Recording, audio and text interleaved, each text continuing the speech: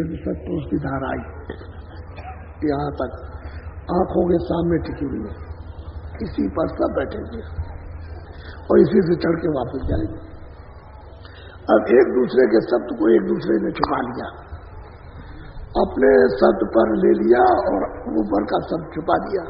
तो अब तो समझ में क्यों नहीं आता कि ये नीचे के शब्द होते रहते, तरह तरह के बातें बचते रहते हैं, तो समझ में नहीं आते। लेकिन जब भेदी मिल जाता, कहता नहीं इस आवाज को तुम अच्छी तरह से पकड़ो, सुनो। जब सुनने लगता, ध्यान देने लगता, तो आवाज आने लगती और आवाजें बंद हो जाती। ऐसे ही सब स्थानों पर सब आवाजें बंद हो जाएगी, लेकिन आवाजें वहां बहुत है, उसकी वजह से वहां की आवाज नहीं सुन सकते आप। और जब भेदी बताएगा कि इस आवाज को पकड़ो, और जब उसको सुनने के लिए कान लगाएगा तो आवाज आने लगेगी और बंद हो जाएगी। इसी तरह से हर एक मंडलों पर है, जब वहां पहुंचोगे तो आवाज आएगी। अब क्रिया करने वाले गुरु होने चाहिए, जो आते जाते हो सबके बीच से होकर के, तब सुरत जाएगी। ऐसे बोलो। साके परे धाम सतनामा, बीन बजे सतलोक। अब कहते हैं कि भाई भूमर को भागे परे, कहते लोग जो है वो सतधाम है, और वहां कहते हैं बीन बांसुरी बजती, वहां सतपुरुष रहते, इन्हीं की मौज मस्ती चल रहा। ये सब कुछ वहीं से आया, इन्हीं से। कहते हैं कि यहां तक सूरत पहुंच जाए तो ऊपर जाने के लिए कोई किसी तरह का बंधन नहीं, यही से सुरतों का उतार हुआ और वही पहुंच जाएगी, अपने घर में पहुंच गई। बस फिर तो अखंड है, अविचल है, अस्थायी है, वहां कभी न परिवर्तन होता है, हमेशा एक रहता, और वहां ये कोई जा भी नहीं सकते वहां। तो ये सब विस्तार वहीं से हुआ। अब सूरत को कितनों को पहुंचाया, वो स्वामी जी महाराज ने एक करीब 30 साल की अवस्था में कितनों को पहुंचा दिया। उन्होंने 30 साल के अंदर कितनों को पहुंचाया उनको, और उन्होंने कहा कि इसको पहुंचा दिया, इसको। उसने भी कहा मैं पहुंच गया, वो भी चिल्लाता है कि मैं ऐसे पहुंचा, इस तरह से, ये मैंने देखा, ये देखा, ये देखा। जो चीजें कही नहीं जाती वो भी वो वर्णन करते, कब बताते। वहां तो बहुत कुछ है, ये जो कुछ भी कहा है तो इशारा है, वहां तो बहुत कुछ है, सब लोगों में बहुत कुछ है, किसी लोग का कुछ कहा नहीं जाता। वो तो सीधा सीधा अगर बहुत वर्णन करे तो कौन पोथा रखेगा, तो बहुत कुछ है, इसलिए सीधा रास्ता बताते। चलो फिर तो वहां चलना, देख लेना सब, उसको अच्छी तरह से अनुभव करना उसका, तो सीधा रास्ता। कहते हैं वहां सतलोक में सूरत जब दाखिल हो जाती है तो बीन बांसुरी, वहां सतपुरुष विराजमान। बोलो। सोनत सोरत फिर आगे चढ़ी, अलख लोक में जाकर। कहते हैं कि जब सतलोक में सतपुरुष का वो सदगुर पद है, त्रिकुटी में गुर पद, 10वें द्वार में पिया पद, और सतलोक में सदगुर पद। कहते हैं सूरत जब वहां पहुंच गई, सतपुरुष का दर्शन हुआ, तो उन्होंने अपना बल, अपनी ताकत और सूरत से कहा जाओ ऊपर जाओ। तो फिर है अलख लोक, वो सतलोक से भी बड़ा है, वो अलख लोक, उसमें अलग पुरुष रहते, तो अपना बल दे करके अलग पुरुष दे दिया। अब जब अलग पुरुष का दर्शन हो जाएगा अलग लोक में पहुंच करके, तो वो बल दे देंगे कि सूरत तुम आगे जाओ। बोलो। कोटि नयर बसूर उजियारा, अलख पुरुष छवि अद्भुत धारा। पुरुष तो है ही, ये रचना तो सब इन्हीं से हुई है, लेकिन ऊपर में जो है वो अलग पुरुष। कहते हैं कोटान कोट, अरबों अरबों, यानी सूरज और चांद इनका एक एक रोम के अंदर प्रकाश है। तो ये इशारा किया है, ये भी कुछ नहीं है, इससे भी ज्यादा, ये भी कुछ नहीं है, गिनती कुछ नहीं, खाली एक इशारा करने को आपको कह दिया। तो सूरत वहां पहुंची, उनका अलग पुरुष का दर्शन। अब बोलो आगे। हाँ बोलिए। तासे अगम लोक को चली, अगम पुरुष से जाकर। कहते हैं कि उन्होंने अलग पुरुष ने जब मदद दी और उसको मतलब यह है कि सब सहयोग दिया, तो सूरत आगे गई अगम पुरुष में, जा करके अगम पुरुष से मिली, यानी दर्शन हुए। अब वो कैसा है, जब सूरत ने यहां जाकर के देखा कि वो है कैसा, बोलो। खरबन सूर चांद पर कासा, दोने का वहां की अगम विलास। कहते हैं कि खरबों खरबों सूरज और चांद, उसके एक एक में मैं तो समझता हूं कि ये भी इशारे ही है, इनको भी कोई नहीं कुछ कह सकता, इशारा किया इन्होंने, ऐसा वो अगम पुरुष। अब अगम पुरुष ने जब अपना बल दे दिया तो फिर सूरत आगे चली। बोलो। हाँ। दोने का वर्णन कैसे गाऊं, जग में कोई दृष्टांत न पाऊं। कहते हैं भाई सूरत जो यहां से जाती है कि भाई मैं धुन का क्या वर्णन करूं कि वहां क्या धुन है, क्योंकि यहाँ कोई नमूना, कोई इशारा या कुछ है नहीं, कुछ भी नहीं आता, ना अलग पुरुष की आप धुन का और ना अगम पुरुष की, और आगे उसके अनामी धाम है। ताके आगे रहते अनामी, बस ये है निज घर संतन वरनास। वो अनामी धाम है, एक अनिय अनामा सज्जन प्रभु धाम। ये अब ये कितना बड़ा है, बेइंतहा बेशुमार, जबान से कहने में, इशारों में कहने में नहीं आ सकता। ऐसा वो अजर अमर था, वही सच्चे मालिक।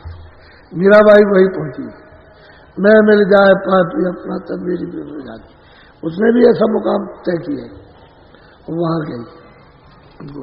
रैदास जी भी वहां गए, चरणदास जी, भीखा साहब, गोविंद साहब, बहुत से लोग कलयुग में आए और आकर के महापुरुषों ने पहुंचाया। अब यह है कि जीव यहाँ पड़े हुए, अब इनको रास्ता ही नहीं मिलता, क्या करें, भटक रहे हैं, इधर भाग रहा, कोई इधर भाग रहा, कोई इधर भाग रहा। अब बताइए कैसे रास्ता मिलेगा और कैसे पहचान सकेंगे, कोई भाग से स्वभाग से, इनमें तो खोज खत्म हो गई। ये तो महापुरुषों की खोज करते नहीं कोई भी, कि कोई जानकार कोई मिल जाए तो इनको तो विचारों को है नहीं है। अब वो महात्मा किस तरह से संस्कार डाल डाल करके योग बनाते हैं कि आगे जो महात्मा आएंगे कम से कम इनमें खोज पैदा हो जाएगी, इच्छा पैदा हो जाएगी। तो असल में तो इनमें तो खोज खत्म हो गई, ये जानते थे क्या चीज, वैसे ही चिल्ला रहे इसी में। ये न स्वर को समझते न वैकुंठ को समझते, न वो ईश्वर को समझते, किसी को कुछ नहीं, वैसे ही कर्मों के चक्कर में वैसे में पड़े, इंद्रियों के भोगों में। तो इसमें क्या मिलना जुलना, कुछ नहीं मिला। अब संतों की इतनी बड़ी गति पहुंच, इतने बड़े सामर्थ्य, और वो मतलब ऐसे मनुष्य शरीर में आते, तो आप उनको पहचान लेंगे, कैसे पहचानेंगे? वो तो जब ले जाएंगे तभी आपकी समझ में आएगा, जब आँख खुलेगी तब, जब अपने रूप को देखोगे और उनको देखोगे तब पहचानने में तब मालूम होता है, ऐसे कुछ नहीं। तो वो आपका असल भी, वो तो धाम आपका वो है। उन्हीं अवनामी पुरुष ने अपनी लोर से अगम पुरुष, अगम लोक में स्थापित कर दिए।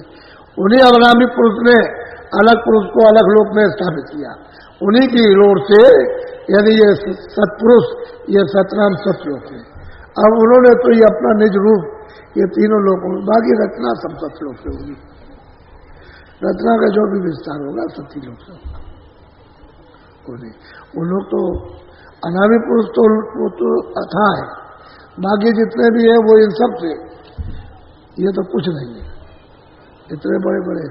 और वो सतलोक उसमें तो ये ऐसे जर्रे जर्रे लोग बन जाए और सतलोक में ऐसे फेंक दिए जाए तो कुछ नहीं है, पता ही नहीं चलेगा। ऐसा सागर है। असल में बात यह है कि महापुरुषों की कितनी भारी गति है और आप उनको बुद्धि लगा करके जानना चाहते और बुद्धि वहां जाती नहीं, बुद्धि तो यही रह जाती। जो चीज वैकुंठ स्वर्ग की वहां रह जाएगी, जो चीज जो है सहजल कमल की वो वहां रह जाएगी, जो चीज जो थोड़ी बहुत वो मतलब त्रिकुटी में खत्म हो जाए सुलझ जाती है। जब शब्द रूप हो जाती है तो सुरती जाएगी, बाकी उसके साथ कोई मसाला नहीं जाता है और सुरती चलती है अकेले। वो जो चेतन है वही देखती जाती, सुनती जाती, सुनती। खुशबू तो उधर बहुत है, खुशबू का तो दिन रात तूफान चलते रहते, अंदर चलते हैं खुशबुओं के। यहाँ खुशबू कहाँ से आई? यहाँ सुगंधी नहीं है, ये तो कुछ नहीं है, तो नाम निशान। वैसे इससे ज्यादा स्वर्ग वैकुंठ है, उससे ज्यादा ऊपर में, उससे ज्यादा और ऊपर तो मतलब उसके सुगंधी के बड़े बड़े तालाब, दरिया, ये सब चल रहे हैं। सागर सुगंधी के, तो ये तीनों चीजें हैं, आंख भी है, कान भी है, नाक भी है। ये सतलोक में भी आंख कान नाक थी और यहाँ भी आंख कान नाक है, और जहां भी बैठाया था अंदर में एक आंख एक कान एक नाक। अब इस पर आवरण आ गया, बस इतनी बात, आवरण हट जाए तो इसका काम होने लगे। और महात्मा जब ले जाते हैं तो आवरण ही तो हटाते जाते हैं, तभी तो इसका निखाली स्वरूप निकलता जाता है। और त्रिकुटी में पहुंच करके जब उतार देते हैं कपड़ा तो वो शब्द के धार मिल जाते, शब्द हो जाती है, तब जलवा देखने को दिखाने को मिलता। ये खुद जलवा करती है। इसी सूरत में जलवा करने की इतनी क्षमता हो जाती है इसमें कि जलवा करती है और जलवा देखती है। फिर ये खेल कूद जो इनका होता है, यहाँ से पता चलता है कि सुरतों में कितनी क्षमता, कितनी ताकत है, कितनी शक्ति है, कितना प्रकाश है और इसमें कितनी आवाज है, तब मालूम होता है। ऐसे कुछ तो ये आपको थोड़ा सा संदेश, ये आपने वैसे कभी सुना भी? मैं वैसे जब सुनाता तो कहते पता नहीं कहां से ले आए। अरे भाई मिल जाए कुछ नहीं, और भी महात्मा जो पहले हुए उन्होंने सबने कहा, सबने देखा, मैं अपने घर की बात तो नहीं कहता। अरे भाई जो सनातन रास्ता है अनाथ काल का, जिस रास्ते से आए हो वही बात आपको सुना रहा हूं, तो तुम मानते क्यों नहीं हो? अच्छा जब प्रमाण का समय आएगा तब दे देगा, अभी सुन दो लोग। तो मतलब ये जीव बेचारे भागते थे उस समय, ऐसी भगदड़ मचती हुई कि नहीं हम उनकी आंखों की तरफ नहीं देखेंगे, उनकी आंखों में जादू है और जो देख लेते हैं तो उनका हो जाता है। ऐसा प्रचार हुआ तो उन्होंने आना बंद कर दिया, बड़े जोर शोर के साथ। किसी ने कुछ कहा, किसी ने कुछ कहा, किसी ने कहा भाई जय गुरुदेव अपने कहते हैं भगवान। अरे भाई मैं भगवान नहीं हूं ना, मैं अपने कहता हूं। अब इनकी शंका है तो कोई तो कौन दूर करे, पास आओगे तो दूर हो जाएगी।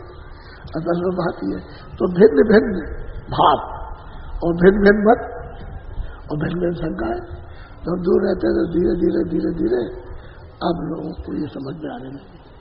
जब लोग साधन कुछ करने लगे और करके मतलब ये कुछ कामयाब होने लगे और साधन में कुछ इनको, और जब प्रेम भक्ति में आने लगे तो अब लोगों ने समझना सुनना शुरू किया। तो धीरे धीरे भाई सभी महात्माओं ने ऐसी मेहनत की, हम भी मेहनत कर रहे हैं क्योंकि शरीर है मेहनत करने के लिए, और जिसको लाभ हो जाए उसका सौभाग्य है। वो तो मालिक तो हुए हैं, तो हम सब तो उसके सेवक हैं। गुरु कभी अपने को गुरु नहीं कहता, न चेले बनाता। दो बात हम अभी समझाते और सब महात्माओं ने कहा, न वो अपने को गुरु बनते न चेले बनाते। गुरु जो है वो बैठा हुआ, वो ये कहते हैं तुम आओ और हम तुम दोनों एक दूसरे से प्यार करें और चलो ले चलो। गुरु तो सबका हुआ है, मालिक हुआ है, और मालिक की चीज बनाई हुई कोई नहीं बना सकता। तो मददगार है, चलो हमको चलो मदद करें तुम्हारी, चलो वाले चले। अब ये है प्रेम तो करना है, दोस्त से प्रेम किया जाता है, लेकिन माता पिता थोड़ी मान लिया जाता है कि हमारा बाप है ये हमारी माँ है, प्रेम कर लिया ठीक है। तो इस तरह से महापुरुषों से प्रेम कर, लेकिन मानना पड़ेगा पक्का दोस्त, पक्का साथी मानना पड़ेगा, क्योंकि वही ले जाएगा, दूसरा तो कोई ले नहीं जाएगा। और वो मालिक आएगा नहीं, उसने तो भेजा है कि जाओ उनको जगा करके, चिता करके, समझा के, बुझा के, उनकी सफाई करके और उनसे प्रेम प्यार करा करके ले आओ। तो वो आते हैं, मेहनत करते हैं, असली वो तो आता नहीं कभी। तो आप उससे दोस्ती बना लो, महात्माओं को अपना दोस्त बना लो, उनके दोस्त बन जाओ, लेकिन वो अपनी तरफ से नहीं कि मैं गुरु हूं और तुम मेरे से। आपका भाव तो ठीक है, उनका भाव ठीक नहीं है। वो गुरु नहीं बनते, वजीले बनाते। वो तो सब जीवात्मा सब मालिक है, इनको कोई गुरु चेला नहीं बना सकता। आप मदद करो तो मदद करते हैं। अब आप अपने भाव से रखते हो, वो तो अलग चीज है, आपकी श्रद्धा तो अलग है, लेकिन उनकी श्रद्धा ये है कि जो कुछ है सो मालिक है, चलो वहां चले। जब वहां पहुंच जाते हैं तो गुरु गोविंद दोनों खड़े, जो यहाँ बताने वाला वो भी वहां और वो मालिक भी वहां और वो भी वहां। कह के भाई ये है, तो कहते हैं भाई किसके पैर लगूं? भाई इन्होंने तो बताया मृतलोक में, नहीं हमको कौन बताता, आपके पास तो इन्होंने मिलाया, तो हम इनको पहले बताना। गुरु गोविंद दोनों खड़े, के लाभ उपाय बलिहार गुरु की जो गोविंद जो मिलाया, मालिक से जिन्होंने मिलाया बलिहार उनका हूं। तो यहाँ तो सब कुछ वही है। मान लिया जाए, दोस्त बना लिया जाए, मित्र साथी बना लिया जाए कि हमारी मदद करे, सहायता करे। प्रेम तो करना ही है। अरे भाई चोर प्रेम करता है, डकैत प्रेम करता है, आप मारतोड़ तो नहीं कर सकते, प्रेम नहीं कर सकते, दोस्ती नहीं कर सकते। तो दोस्ती करो, इतने में तो काम बनता है।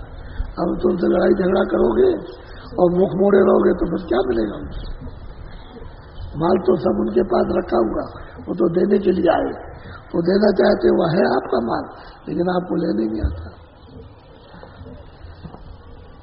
बोलो जय गुरुदेव। देखो 3 कार्यक्रम होते हैं। एक तो भंडारा, गुरु महाराज ने जो अमोलक धन दिया, वो ये कहते थे कि हमारे पास तो कोई झोपड़ी थी नहीं, तो लोग ये कहते थे कि भाई झोपड़ी कहां से बनाएंगे, कोई झोपड़ी नहीं थी। गुरु महाराज तो गृहस्थ आश्रम में थे, तो कोई झोपड़ी नहीं थी। तो लोगों ने पूछा भाई इनकी कोई झोपड़ी वोपड़ी? कहने लगे कि अगर झोपड़ी तुमको बनाना है तो मथुरा में रहना।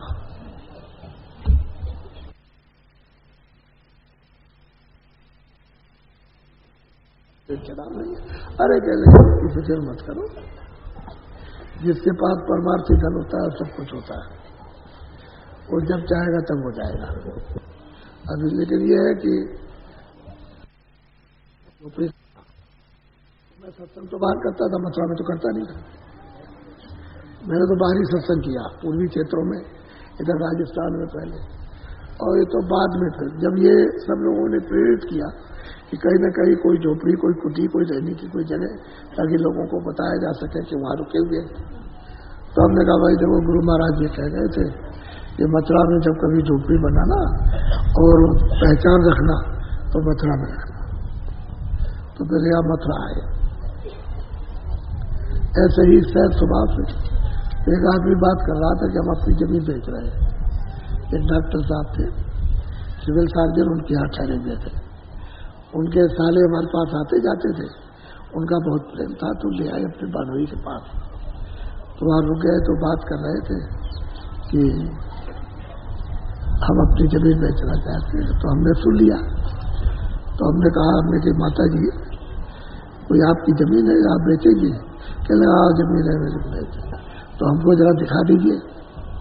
हमारे गुरु महाराज कहते थे कभी झोपड़ी वोपड़ी बनानी हो, जब सत्संग शुरू हो जाए और बनाना चाहो तो मथुरा रखना। तो उन्होंने डॉक्टर साहब से कहा कि जरा दिखा दीजिए। तो ले गए हमको वहां कृष्णनगर में दिखाया। तो हमने उनसे तो कुछ नहीं पूछा, देख लिया।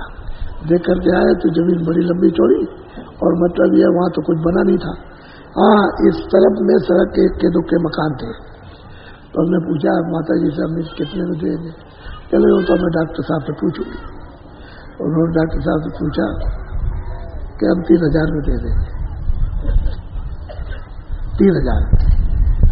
तो 2 प्लाट थे, 120 फुट का, दूसरा लंबा था 300 फुट, और 100 फुट का, वो भी 300 से ऊपर था। तो दोनों प्लाटों का उन्होंने कहा कि हम 3000। तो हमने माता जी से कहा कि डॉक्टर साहब से पूछिए कुछ कम हो सकता, कम हो सकता। तो डॉक्टर साहब ने कहा कुछ नहीं, चुप हो गए। तो हमने कहा ठीक है, उनकी इच्छा नहीं होगी इसलिए उनका होगा। तो फिर हमने कहा अच्छा ठीक है ले लेंगे। तो उनको इकट्ठे करके और उनको पैसे दिए तो गए रजिस्ट्री कर लिया। डॉक्टर साहब से कहा कि हम आपको पैसा दे देंगे, हमको 500 रुपये दे दिए क्योंकि तो जंगल है तो वहाँ कुछ थोड़ा सा बना देंगे तो बोंडी बाल की कुछ हो जाएगी, तो हम तो बाहर चले जाएंगे, हम तो यहाँ रहेंगे नहीं। तो उन्होंने 500 रुपये दे दिए, कहते जब आपकी इच्छा हो तब दे देना। तो वहाँ ईट लेकर के उस समय पर 6 रुपये 1000 ईट थी, यानी सन 52 में 6000 रुपये ईट, 6000 रुपये ईट, 6000। इसको सुन लीजिए, 52 की बात बता रहा हूँ आपको। तो ईटें ले ली उससे और वो पौडी दीवार बनवा दी और वहाँ एक छोटा सा कमरा खपड़ेल का और रख करके चले गए बाहर। और उसमें बनवा एक प्लाट था वो खाली पड़ा रहा इस तरह से। फिर धीरे से जब भंडारा हुआ मथुरा में तो 40 आदमी आए थे, 40 भंडारे में, कुल मिलाकर के 40 आदमी थे। दोबारा भंडारा हुआ तो करीब 2000 आदमी आए। बस तीसरे चौथे भंडारे में भरने लगा वो। फिर जब वो 4-5 भंडारे हुए चारों तरफ इंतजाम करके, तो ये हुआ कि तो छोटा हो जाएगा। तब फिर यहाँ जमीन खोजी गई। ये पहले जहाँ मथुरा की रिफाइनरी है इसको देखा, उस पर 5-7 हजार रुपया खर्च किया, इसको दे दिया उसको दे दिया, अच्छा ले लेंगे लेकिन ये बयाना ले लो आप। बयान ले लिया। जब यहाँ आए तो यहाँ एक सड़क पर बैठे हुए थे एक आदमी, तो हमने कहा स्टेशन के तरफ ये सामने वो देखो प्लेटफार्म दिखाई दे रहा, कोई मकान नहीं था या कोई पेड़ नहीं था, तो वहाँ से सामने दिखाई देता था सड़क पे प्लेटफार्म, और वो गाड़ी खड़ी है, देखिए वो आदमी चल रहे हैं। तो हमने कहा ये बहुत अच्छा है। अच्छा ये बताओ जब कोई जमीन बिकाओगे? तो कह लगा अरे हम ही देने वाले हैं, ले लीजिए आप। तो बस है ये जमीन, ये टंकी आप देखते हो तो उसमें कितने मिलेंगे कि हमारा पूरा बीजों का बाग और ये आगे थोड़ी फसल है और 12 बीघा 8 एकड़ है, 8000 लेंगे, 8000। मैं कुछ कम चले, हमने महाराज मेरे को सही बता दिया। तो फिर ये जमीन फिर ली बस के आसपास में। हो कहने का मतलब यह है कि गुरु महाराज ने जो वस्तु दी उनका एक चिन्ह ये मंदिर कि उन्होंने एक चीज हमको दी थी, इस कुटी के बहाने उनका एक स्थान मतलब गुरु महाराज का कि उन्होंने ऐसी अमूल्य वस्तु दी है। हम क्या बना सकते हैं और उसकी क्या महिमा कर सकते हैं, क्या यार कुछ नहीं कर सकते, जो हो जाए वो। कैसे महापुरुष ये चीज लेकर के गए और ये तो हम तो अपने सामने ही कुछ कर रहे हैं, और ये नहीं तो वैसे लोग बाद में करते हैं और फिर बाद में तो जो कुछ ये जानेंगे सबसे सब। तो कहने का मतलब ये है कि हमारी तो कोई इच्छा थी नहीं। हमने तो गुरु महाराज से कहा था, प्रार्थना की थी कि ये काम किसी और को दे दीजिए, हम तो चुप रहना चाहते हैं, अपना भजन करते रहेंगे बस। तो उन्होंने कहा भाई जो कहेंगे वो करोगे कि वैसे ही अपनी तरफ से जो हुक्म रहेगा वो करें, तो बस उसी को रखो, जो हुक्म हो उसी काम को करो, जो हुक्म नहीं है उसको मत करो। चुप हो गए और बहुत दिनों तक चुप रहे। फिर जब लोगों ने कहा कि भाई गुरु महाराज कह गए थे कि कोई कुछ काम हम कुछ करेंगे कराएंगे, तब फिर क्या बोला। तो इनको समझाने बुझा बड़ी मेहनत, बड़ी परेशानी, दुनियादारों को परेशानी इतनी नहीं है इस सत्संग में समझाने में, बुझाने में, पलटने में, इनके बुरे बुरे काम छोड़ने में बड़ी मेहनत, छोटी मेहनत पड़ती है। तो जो लोग साथ में थोड़े रहते हैं देखते हैं कितनी मेहनत, तब जाकर के जीव खड़े होते हैं। तब उससे खैर अब ये तो दया से मालिक की कुछ न कुछ इनको मिल रहा है, कुछ बात है। हम कहते हैं कुछ कर लो, नहीं तो ये समय निकला जा रहा, अच्छा रहेगा कुछ कर लीजिए आप। तो ये 3 कार्यक्रम होते हैं, एक तो भंडारा, दूसरा यह है कि अगस्त गुरु पूर्णिमा के बाद एक साधना कार्यक्रम होता, इसी में बैठ के साधन कराया जाता। तीसरा कार्यक्रम ये होली में है, इसलिए रखा था कि भाई चलो थोड़े बहुत आसपास के भी फायदा उठाते रहेंगे, बाहर तो हम ज्यादा घूमते ही रहते। अब की बार हम यहाँ रुक गए, जब से गुरु पूर्णिमा का कार्यक्रम नीम सारण में हुआ उसके बाद आश्रम में रुक गए नहीं। अब की बात। वैसे तो हम रहते ही नहीं थे, कभी 15 दिन कभी 10 दिन, बस यही कभी 15 दिन कभी 10 दिन बाहर चले गए। तो ये सब उजाड़ पड़ा हुआ था, फिर रुक गए। तो अब की मंदिर में भी खूब कार्य किया। हम चाहते हैं कि लोग मंदिर में बैठ करके कुछ भजन भी करें, कुछ ध्यान भी करें, कुछ सत्संग भी सुने। बरसात आती, जाड़ा आता है, बैठने की जगह नहीं रहती है, इसलिए मतलब है को इनको उससे जो सेवा करते हैं इनको उससे परमार्थी लाभ हो जाए। तो आप ये समझिए मेरा तो कोई खर्चा है नहीं, मेरे पास तो कोई माल है नहीं, मैं कोई बीड़ी नहीं पीता, कोई तंबाकू नहीं खाता, कोई सुपारी नहीं खाता हूँ, कोई पान नहीं खाता। दूसरा ये मैं कोई कपड़े खरीदता नहीं, मुझे ये जो लिया करके देते थे पहले, मेरा तो कोई खर्चा नहीं, सूखी रोटी खाता हूँ। तुम जितनी मिठाई लाते हो और तुम वहां देते हो, हम उसमें से इतना भी नहीं खाते, ये सब ही खा लेते हैं, सबको बढ़ जाता है। तो असल में तो सूखा साखा खाता हूँ और मेरा कोई खर्चा नहीं, कोई भी। अगर मेरा कुछ खर्चा भी खाने पीने का रहे तो मैं उससे ज्यादा मेहनत करता हूँ। अब भी खेत में मेहनत करता हूँ, खेत में फरुआ चला रहा हूँ, खेत की गुड़ाई करूँ, अब भी उसमें कुछ बो दूँ तो मैं तो करता ही रहा, तो मतलब उतना तो मैं कर ही लेता हूँ उसमें। तो मैं तो अपने स्वयं अपने भरोसे पर, यानी शरीर जितना चल सके उतना करो, तो मैं मेहनत करता हूँ आपके साथ।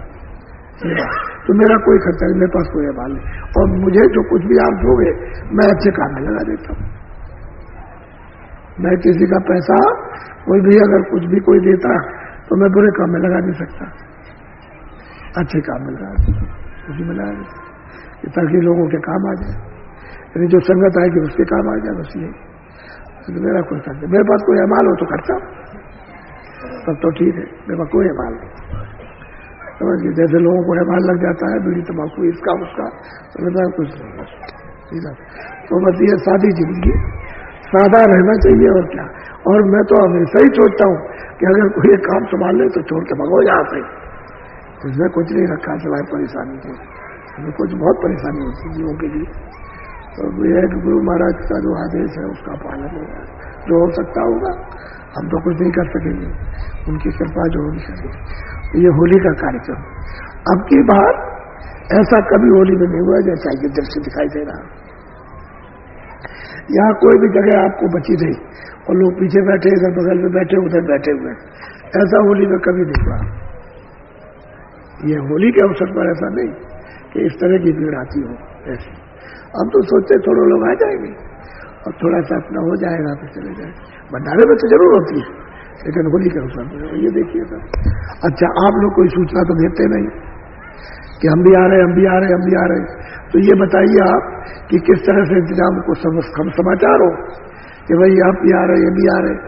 अब वो चला गया सब कुछ, जो कुछ भी है वो हरिद्वार, और वहां वृंदावन में कुंभ हो रहा, तो वहां सब सामान चला गया, सामान ही नहीं मिलता, और आप उधर से इसी जमीन में गुजर करो। इसमें चाह, इसमें आनंद है, इसमें जमीन में। ये तो घर में आप खाते पीते खूब रहते हो, अच्छे कपड़े पहनते हो, अच्छा खाना खाते हो, सब है, लेकिन ये त्याग की चले, समझे, सादगी, इसको भी सीखना चाहिए, सादगी और त्याग।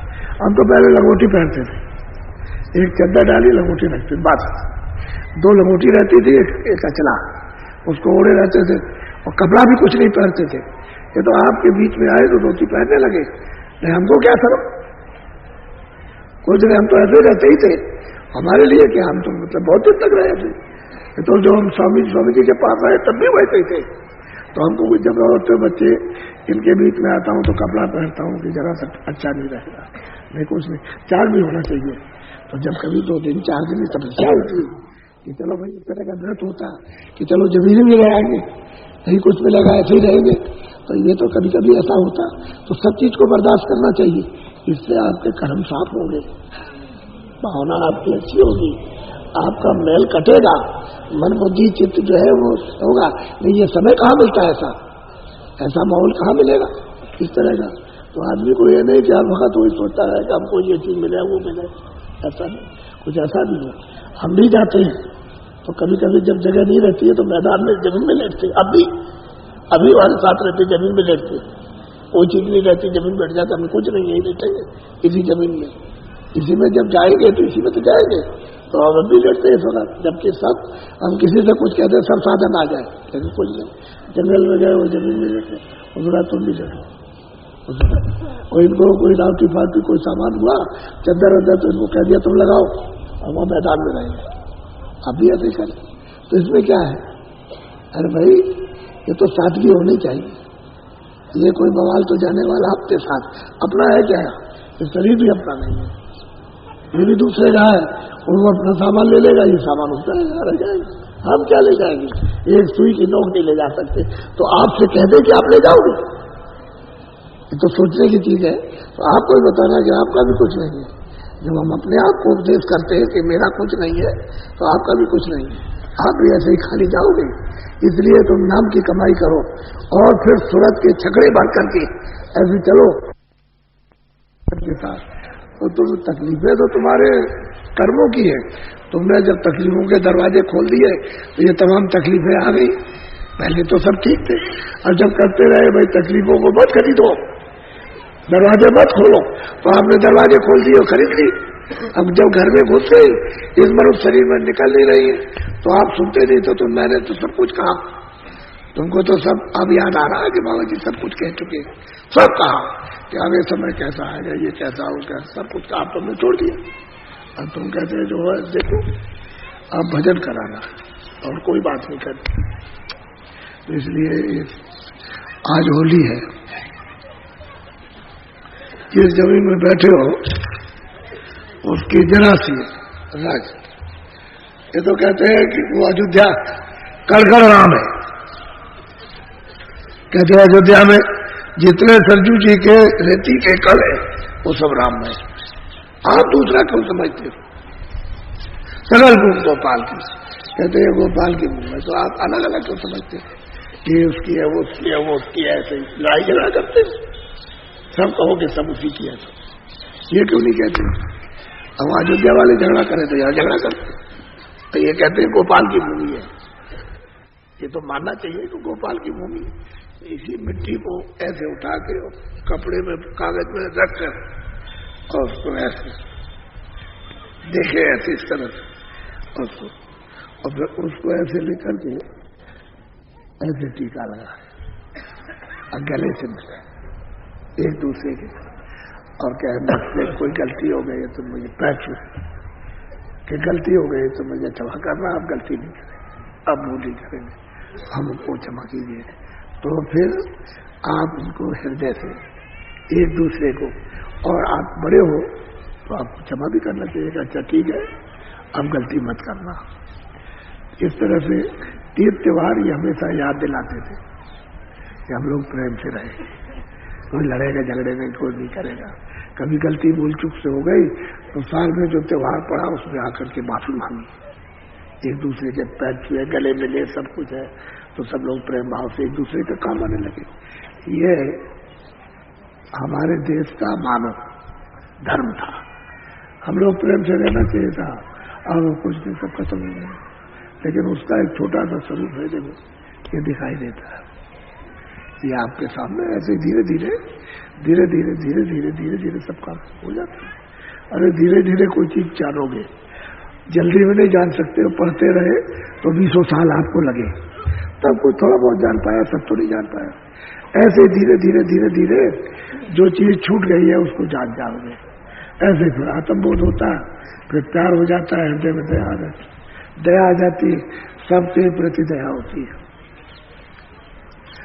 तो आप लोग जो बैठे हो अपने नीचे की मिट्टी जरा उठा लो, मिट्टी उठाओ, जहां बैठे हो अपने धोती में या जेब में कागज उसमें रखो, ये इस तरह से बांध लो, ऐसे गिरने ना पाए, उठा के बांध लो धोती में, बच्चियां धोती में बांध लेंगी, तुम गले मिलो देवी देवी से और पुरुष से और छोटे बड़ों से, और बड़े उनको आशीर्वाद दें छोटों को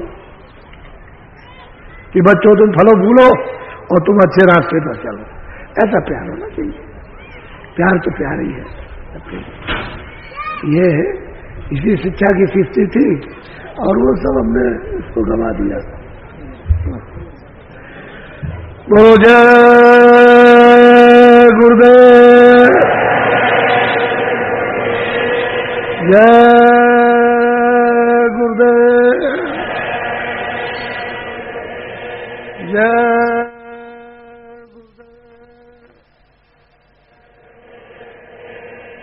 जय गुरुदेव। नाम किसका? अब यह है कि अभी से और 1 बजे तक तो 1:30 बजे तक गले से मिलो, फिर के बाद हटाओ, फिर नहीं स्नान करो और जहां भी आपको नहाने का मिल जाए।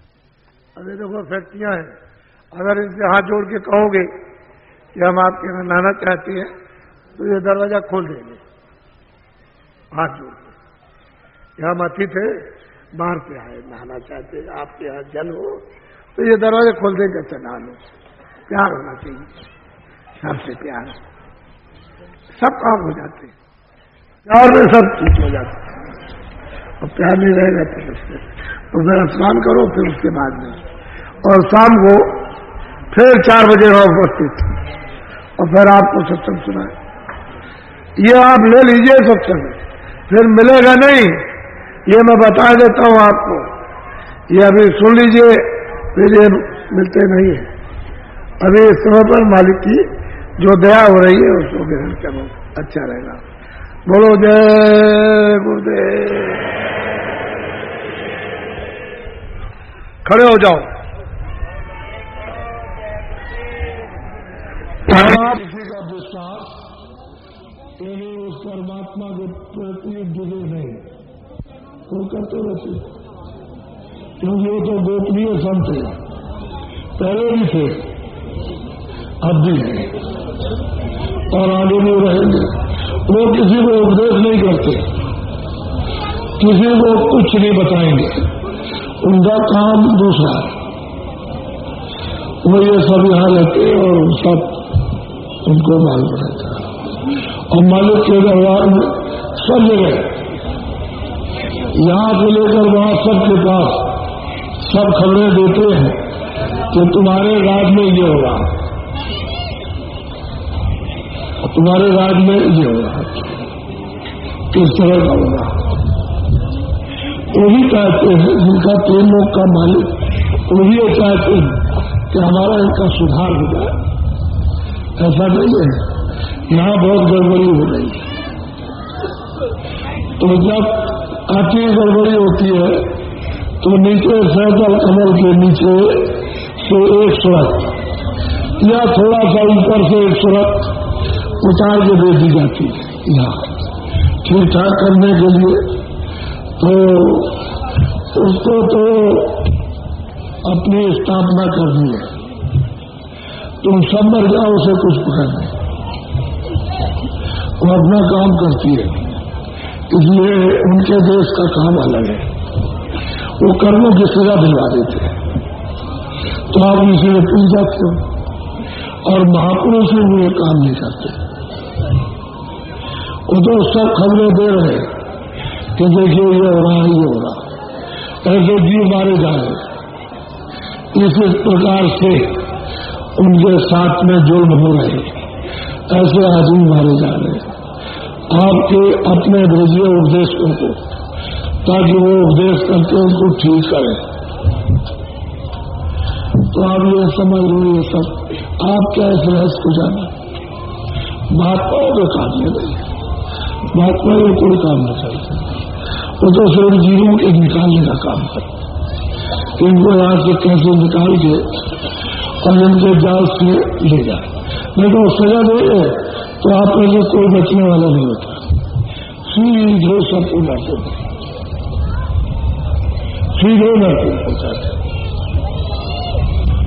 फिर मतलब ये है कि मनुष्य की या जानवरों का शरीर या पंछियों को नहीं, सीधे नरक। और आपने उसी तरह से मालिक की कुछ कृपा हो जाती है, होता, तो आप घबराए नहीं। अपनी तरफ से तो आपके लिए हर तरह से मदद के लिए आपको लाभ, फायदा, आराम उसके लिए सोचा जाता है और किया जाता है। अब आप मतलब ये तकलीफों से हो तो आप इकट्ठे की है तमाम तरह की तकलीफें झेल झेल करके और जमा कर लिया तो उसी से आप और वो कहते हैं भाई इसको निकालो बाल करो अब मत करो अब उतना इसको जो इकट्ठा है उसको साफ किया जाए तो थोड़ी सी तो मदद करो निमित्तवान तो थोड़ी सी बात न करे और फिर ऊपर जो बैठा हुआ मालिक वो मतलब कुछ मदद कर दे तो जल्दी काम हो जाए तो तुम कुछ करोगे नहीं और बताओ है कि महात्माओं से कुछ लोगे नहीं और मालिक की दया नहीं तो सब घाट पर सब काम होता है इससे छूट जाता बहुत अच्छा है तुमने दर्शन दिए अब की बात और बहुत ही अच्छा रहा तो मतलब हम तो जानते थे कि थोड़े लोग आएंगे लेकिन ये सब भंडारे जैसी शक्ल बन गई जैसे भंडारे पहुंचा और आपको भी अनुभव होने लगा कि आपके मतलब ये और निश्चित जैसे साधारण काम हुआ तो वैसे तो कोई बात नहीं इसी में गुजारा हो जाएगा जब दिल में जगह रहेगी आपके और सबके और हमारे तो वो काम हो जाता है और जब दिल में जगह नहीं रहती है तो बड़ी कोठियां हो बड़े महल हो वहां भी कभी बात हृदय में जगह है तो छोटी से छोटी जगह में काम हो जाता है इतना बड़ा काम है ये छोटी जगह में काम होता है बड़ी जगह में नहीं और हम तो वैसे छोटे हम तो सबसे बैठे कोई ये चाहे कि नहीं आप किसी विशेष लोगों से मिलते हो रहे वो बात करें तो बराबर धक्के ही खाते तुम सामने देखो कितने धक्के खाते अगर कोई खींचता है कोई पकड़ता है कोई नीचे कोई ऊपर कोई हाथ पकड़ता है कोई धोती पकड़ता है कोई टांग पकड़ लेता है उसको नोचता कटोटता है तो हम तो आपको बीच में धक्के खाते हैं आपको आश्चर्य होगा वो तो हमारे ऊपर गुजरती है तो वो दोनों पकड़ती है ऐसे चोट से ऐसे पकड़ लेती है जैसे नोच लेगी और कभी कभी तो ऐसा होता है इसमें खून निकल आता है उसमें नाखून होते हैं जोर से खींचते पर और बड़ी मुश्किल से झटका दीजिए तो छोड़ती है तो कहने का मतलब हम तो धक्के खा रहे आप कैसे कह सकते हो कि बाबा जी किसी से मिलेंगे नहीं और किसी से बोलेंगे नहीं और सबकी बात सुनते हैं और तुम्हारे सिर पर या तुम्हारे बदन पर या तुम्हारा हाथ छूते तो उसमें आपका लाभ ही है नुकसान तो कुछ है और वैसे भी अगर मान लो कि थोड़ा सा अगर ना आपको छूए तो ऐसा तो समझते हो मेरे पर दया नहीं हुई ऐसा क्यों दया तो सिर्फ दृष्टि में है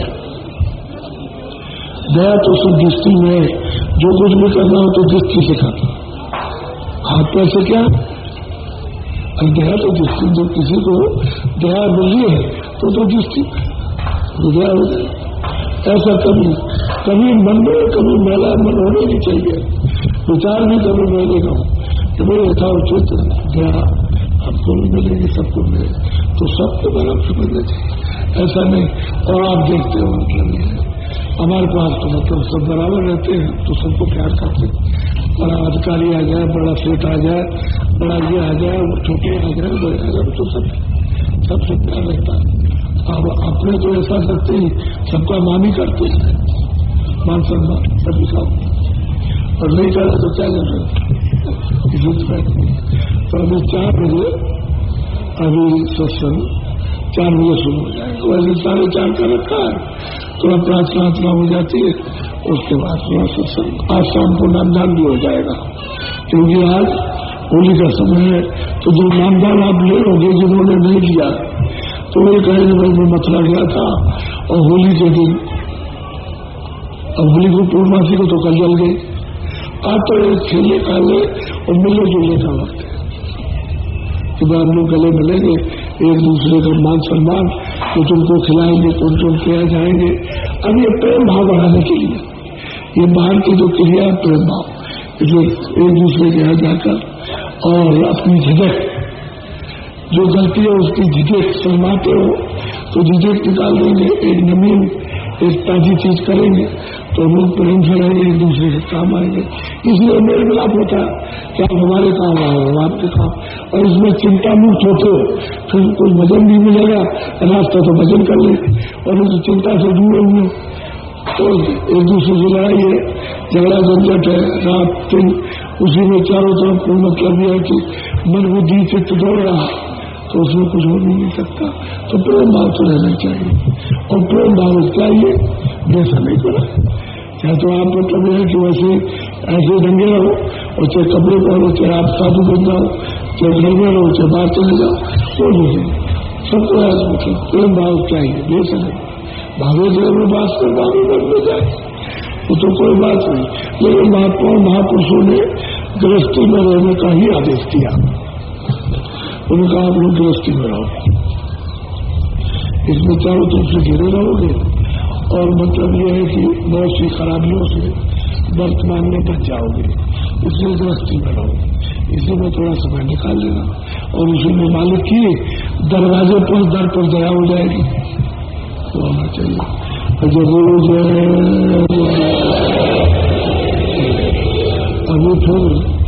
अभी मैं लोग के नीचे से आऊंगा, तो अगर जो मिल चुके हो कभी मत बैठो,